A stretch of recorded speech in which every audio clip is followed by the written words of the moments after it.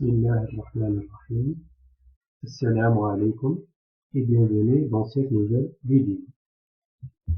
Je suis Abdel Zaki, enseignant-chercheur à l'université UNL 1945 Gand. Dans cette vidéo, je vous présente le TP numéro 1 d'épuration des eaux qui s'intitule Mesure des matières en suspension. Les objectifs de ce TP sont les suivants. Définir les matières en suspension et comprendre leur importance dans le domaine de l'eau, maîtriser les techniques de mesure des matières en suspension, en particulier la méthode par filtration gravimétrique, appliquer la méthode de filtration gravimétrique pour mesurer la concentration en matière en suspension d'un échantillon d'eau, analyser les résultats obtenus et les interpréter en fonction du contexte. Introduction. Le traitement efficace d'un rejet liquide nécessite précisément une bonne connaissance de la quantité, la qualité et la variation temporelle de la composition du liquide. Dans le processus de l'identification des eaux résiduaires, la caractérisation physico-chimique est incontournable si on espère définir avec bonne qualité les caractéristiques d'un procédé de traitement. Définition des eaux usées. Les eaux usées sont des eaux domestiques, agricoles et industrielles polluées par des substances chimiques et biologiques. Elles sont rejetées dans les canalisations qui peuvent contaminer l'environnement. L'origine et composition des eaux usées. Suivant l'origine et la qualité des substances, on distingue 4 catégories des eaux usées. Eau domestique, mélange d'eau ménagère et d'eau vanne. Elles contiennent des matières organiques et minérales. Eau industrielle, composée de substances très variées selon les industries. Elles peuvent être rejetées directement dans le réseau domestique ou traitées avant rejet. Eau agricole, enrichie en engrais et pesticides. Elles sont une source majeure de pollution diffuse.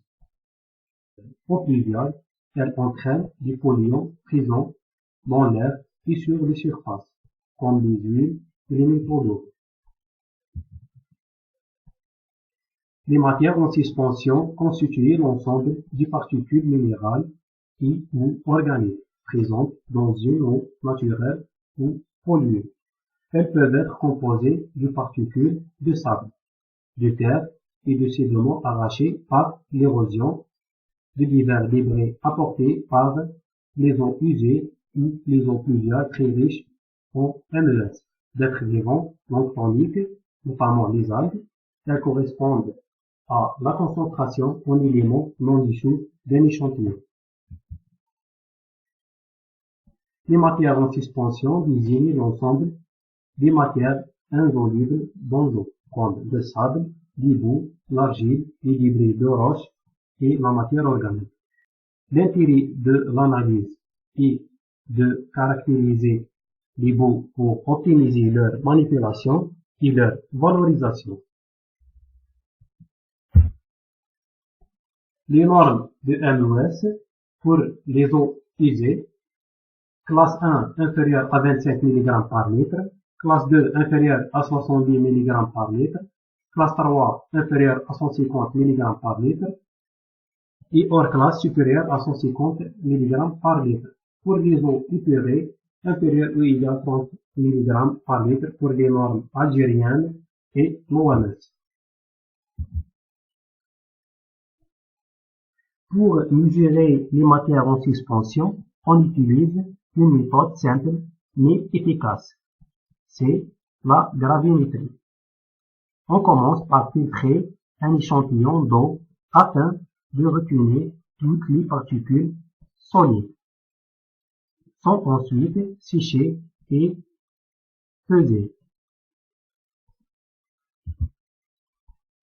Le dispositif expérimental se compose de tube, balance analytique, équipement de filtration sous vide, dessiccateur, filtre microfibre de verre Wetman, fiole jaugée ou écouverte de radier. Pour faire ce type, il faut suivre plusieurs étapes. Premièrement, identifier et mettre les capsules d'usure à 105 degrés.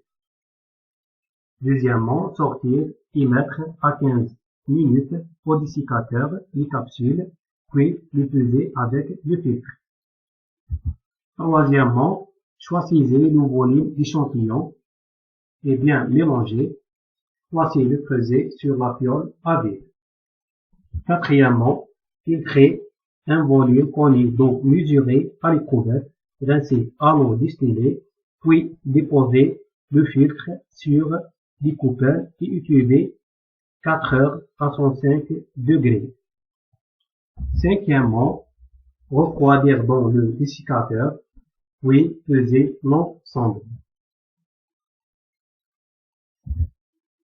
Afin de calculer les matières en suspension, nous utilisons la formule suivante, où M0 c'est le poids de filtre vide, M1 c'est le poids de filtre plus solide après chauffage à 105 degrés Celsius, et V c'est le volume d'échantillon. Merci pour votre attention et à bientôt pour une nouvelle vidéo.